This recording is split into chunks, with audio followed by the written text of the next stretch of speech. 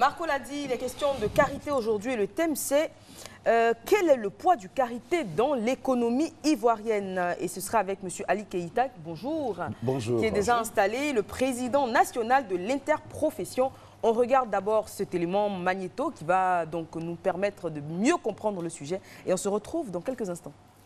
Le beurre de karité est un produit utilisé plus par les femmes pour la cosmétique, pour s'embellir la peau et pour aussi, c'est aussi utilisé en cuisine.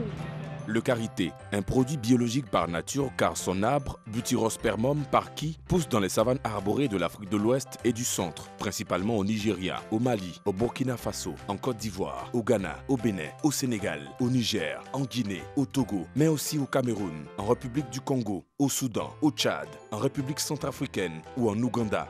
De par leur constitution du sol, la Côte d'Ivoire, le Mali et le Soudan sont les 3 territoires africains produisant le meilleur karité. Le karité peut atteindre une quinzaine de mètres de haut et le diamètre de son tronc peut faire plus d'1 mètre. Il commence à donner des fruits seulement à l'âge de 15 ans, mais n'atteindra sa pleine production à partir de 25 ans. La production moyenne est de 15 à 25 kg de fruits frais par arbre ramassé entre mi-juin et mi-septembre pour fabriquer le beurre de karité. La Côte d'Ivoire est un producteur aussi de beurre de karité parce qu'on en trouve au nord. À Ferke, à Katiola, à Korogo, Tengrila aussi. Bien sûr, la Côte d'Ivoire est un pays producteur de beurre de karité, surtout au nord. Nous qui faisons Korogo, Ferke, nous voyons le beurre de karité partout là-bas. Et en grande quantité en tout cas. Donc la Côte d'Ivoire est un producteur de beurre de karité, surtout au nord. C'est difficile, moi je le reconnais surtout par l'odeur. Il y a l'odeur et puis il y a aussi la couleur. Le beurre de karité en lui-même, il n'est pas jaune comme celui qu'on voit, parce que c'est que les gens, les femmes vendent au marché souvent, le beurre de karité il est jaune. Le beurre de karité il n'est pas jaune. Il n'est pas blanc, mais il tire un peu sur le beige. Mais le beurre de karité qu'on voit jaune là, c'est souvent du beurre de karité mélangé. L'Afrique produit chaque année près de 700 000 tonnes de karité. Il y a lieu de retenir que la Côte d'Ivoire produit 40 000 tonnes par an et est le 5e producteur mondial de karité.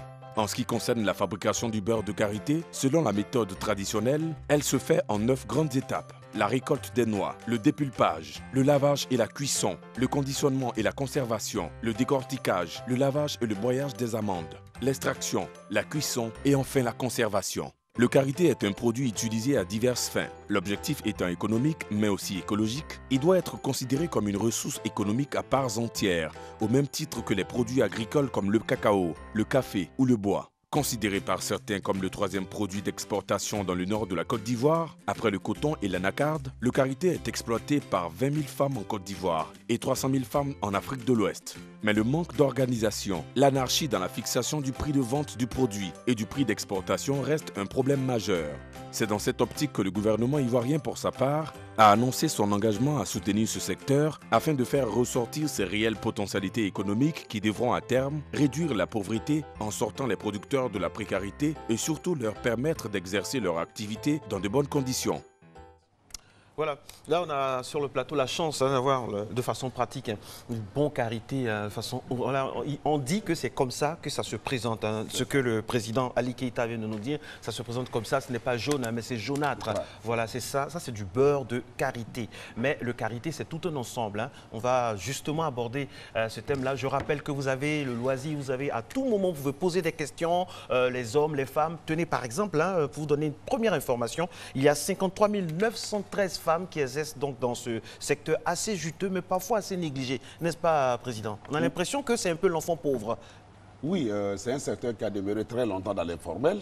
Je pourrais dire même que l'organisation du secteur karité en Côte d'Ivoire a débuté en 2014 avec la conférence mondiale du karité. Évidemment, le karité a été transformé en Afrique en 1836. Donc, ça peut dire qu'aujourd'hui, c'est l'un des premiers produits transformés par l'Afrique, mais qui est demeuré dans l'informel, de sorte que les États, c'est maintenant qu'ils se réveillent pour voir, comment on appelle, l'importance de cette spéculation qui est très prisée à l'international. Vous savez, aujourd'hui, la demande mondiale du karité est de 5 millions de tonnes.